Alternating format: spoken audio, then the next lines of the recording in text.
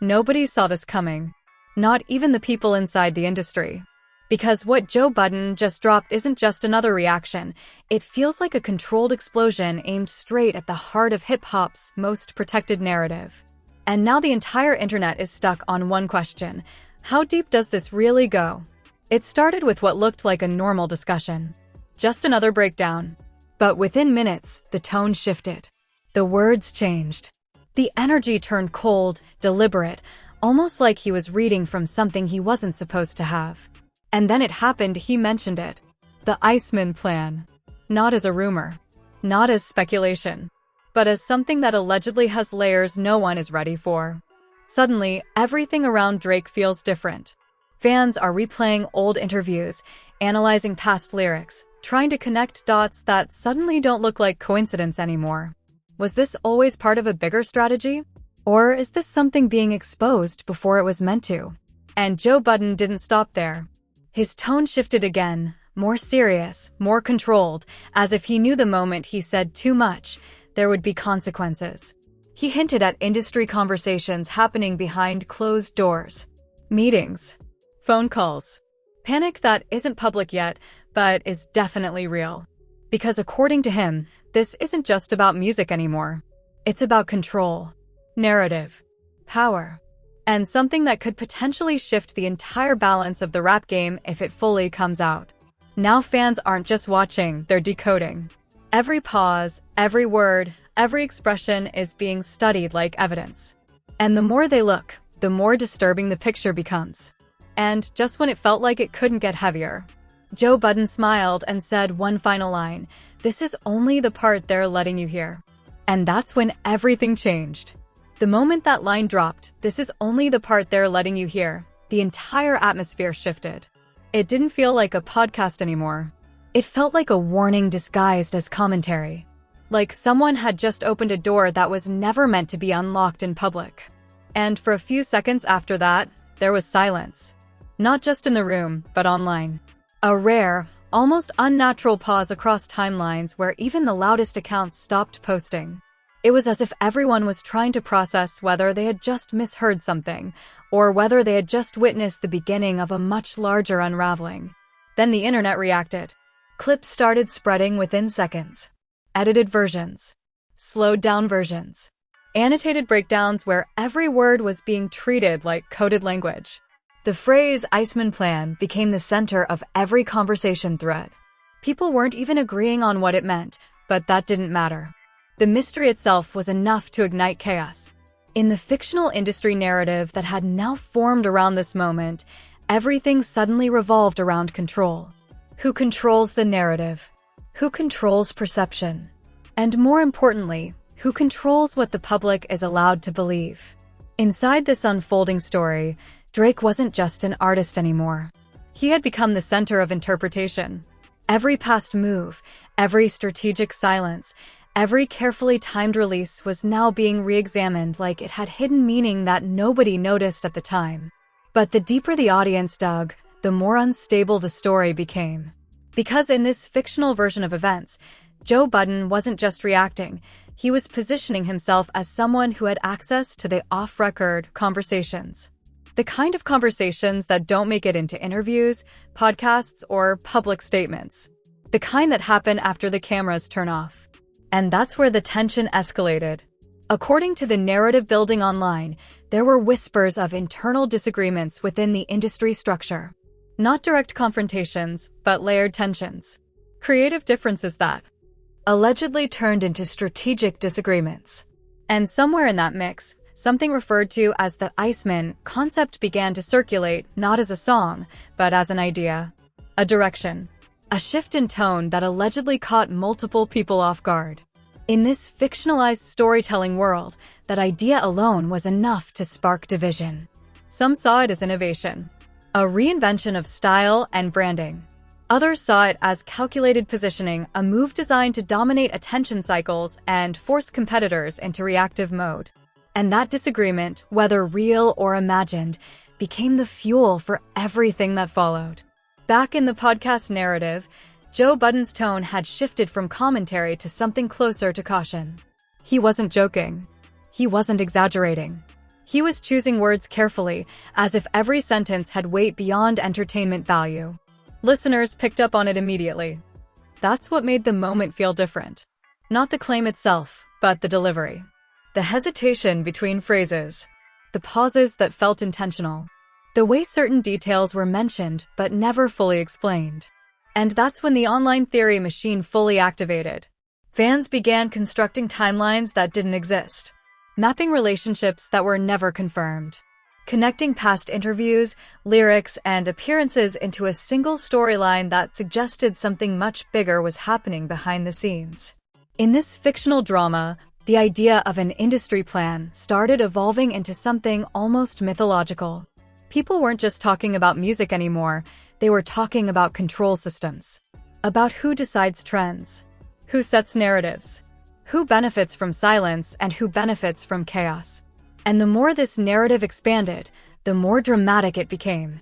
Some accounts claimed that certain conversations had been strategically withheld from the public.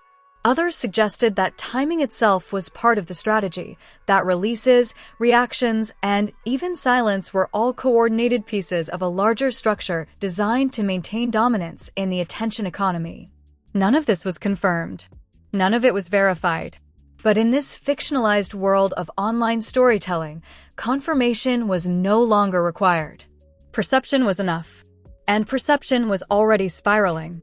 Meanwhile, reaction channels and commentary spaces began dividing into factions. Some believed Joe Budden was simply analyzing industry patterns.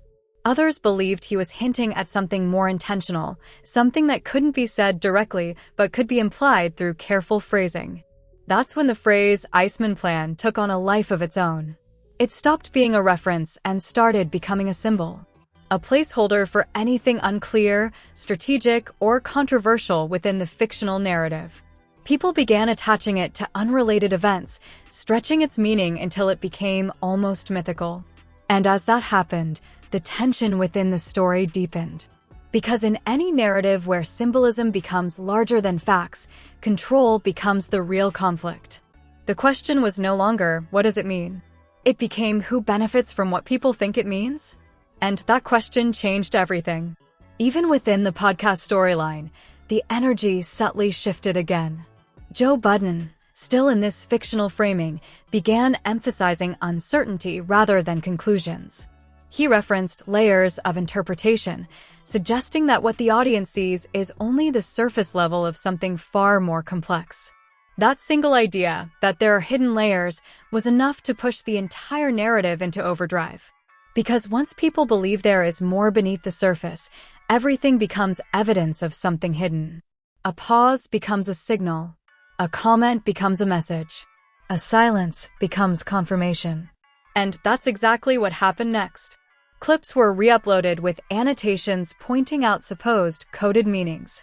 Entire breakdown videos emerged analyzing tone, facial expressions, and sentence structure as if they were encrypted messages. The fictional industry world being built around this moment was no longer just about music commentary. It had transformed into a full-scale narrative ecosystem where interpretation mattered more than truth. And right at the center of it all remained one idea. Something bigger was coming. Not necessarily a release. Not necessarily a statement. But a shift, something that would force the entire conversation to reset. And as that idea spread, the fictional audience waited for the next moment, unaware that the story they were building in their minds was already evolving faster than they could keep up with. Because in narratives like this, the most dangerous part isn't what is said. It's what people believe was meant.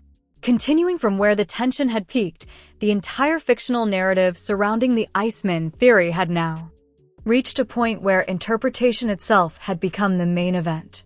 Nothing was stable anymore.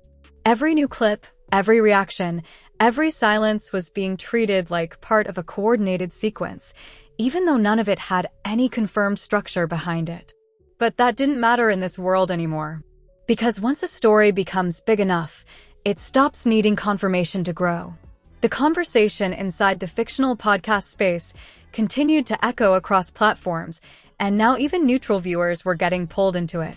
What started as commentary had evolved into a layered narrative where people believed they were witnessing something unfolding in real time.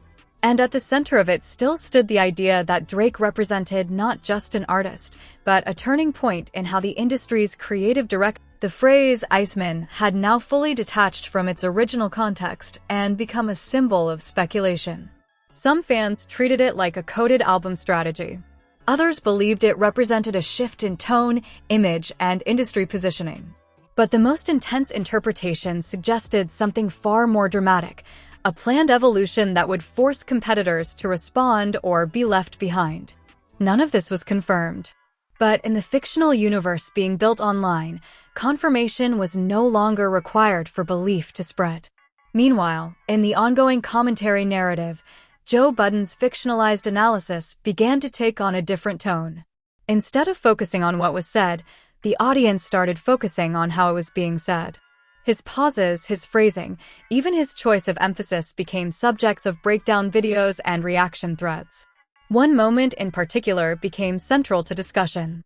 A brief pause before mentioning industry reaction patterns. That pause alone was dissected endlessly. Some claimed it suggested hesitation. Others believed it indicated careful restraint. And a more extreme group argued it was evidence that he was intentionally avoiding direct confirmation of deeper information. Again, none of it was proven. But in this narrative environment, proof had become secondary to interpretation. As this spiral continued, the fictional industry storyline began introducing new layers of tension. Anonymous, insider-style posts began circulating, suggesting that multiple parties were now aware of the conversation's direction and were allegedly monitoring public reaction closely. Some posts hinted that internal discussions were happening about how narratives spread in real time. Others suggested that certain responses were being intentionally withheld to avoid escalating speculation further. Whether real or not, these posts fueled the perception that something larger was unfolding behind the scenes. And that perception became the core driver of engagement. Because the more uncertain the narrative became, the more attention it generated. Reaction creators across platforms began splitting into two camps. One group treated the situation as purely analytical, breaking down language, structure, and media behavior. The other group leaned fully into dramatic interpretation, treating every element as part of a hidden storyline. This division created a feedback loop. The more dramatic interpretations spread, the more analytical breakdowns responded. And the more analytical breakdowns emerged, the more dramatic interpretations intensified. The fictional Iceman narrative thrived inside that loop. At this point in the story, even silence had become meaningful. Gaps between posts were treated as indicators of internal pressure. Delayed responses were interpreted as strategic hesitation. And lack of clarification was seen not as absence, but as control. In this environment, everything meant something. And that's what made the narrative impossible to stabilize. Inside the fictional podcast framing, Joe Budden's commentary continued to be recontextualized by viewers long after the original moment had passed. Clips resurfaced repeatedly, each time with new edits highlighting different angles of interpretation. One version emphasized tone shifts. Another focused on phrasing. Another slowed down pauses to amplify perceived meaning.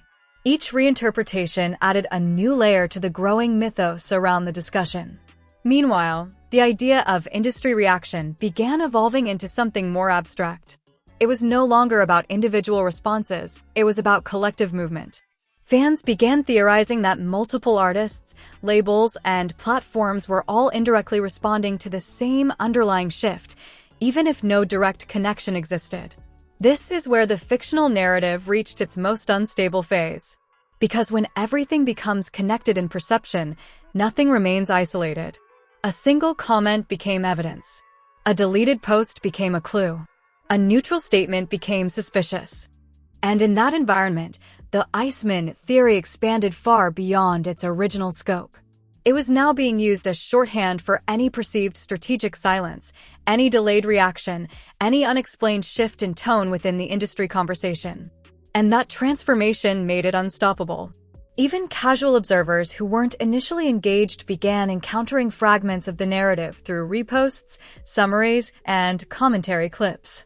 The story no longer required direct participation to spread, it was being carried by interpretation alone. At the same time, the fictional narrative introduced another escalation point, a supposed shift moment. This was described by online commentators as a point where multiple narratives began aligning unexpectedly. A cluster of reactions, posts, and commentary shifts appeared within a short time frame, leading some to believe that a new phase of the situation had begun. In reality, it was simply engagement cycles overlapping.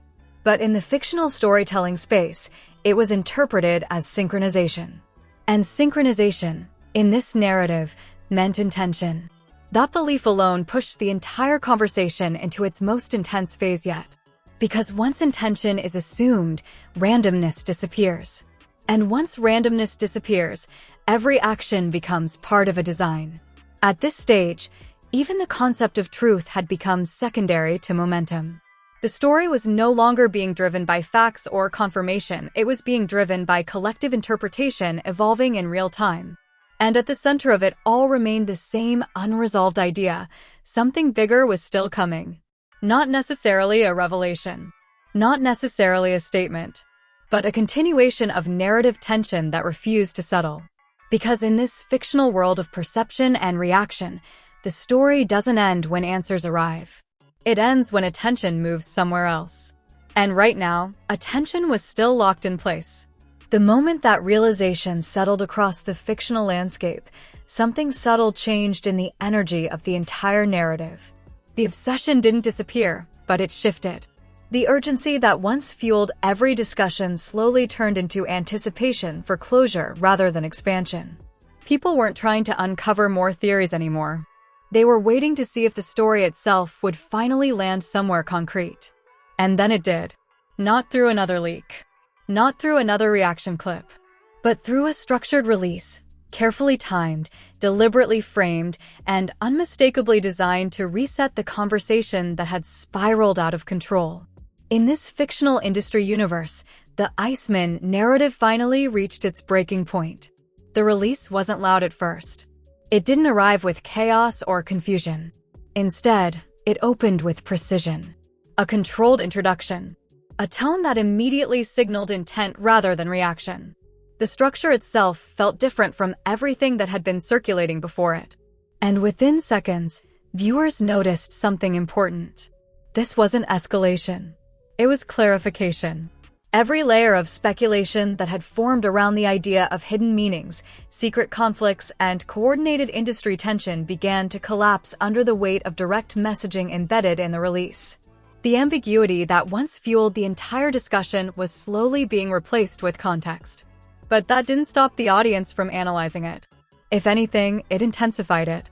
Because once people invest deeply into a narrative, they don't let go immediately, even when answers arrive. They re-examine everything through the lens of what they now know, trying to map previous assumptions onto new clarity. In the fictional commentary space built around Joe Budden and the broader discussion involving Drake, the tone of reaction shifted again. This time, instead of speculation, the focus moved toward interpretation of intent. Was the earlier tension exaggerated by audience imagination?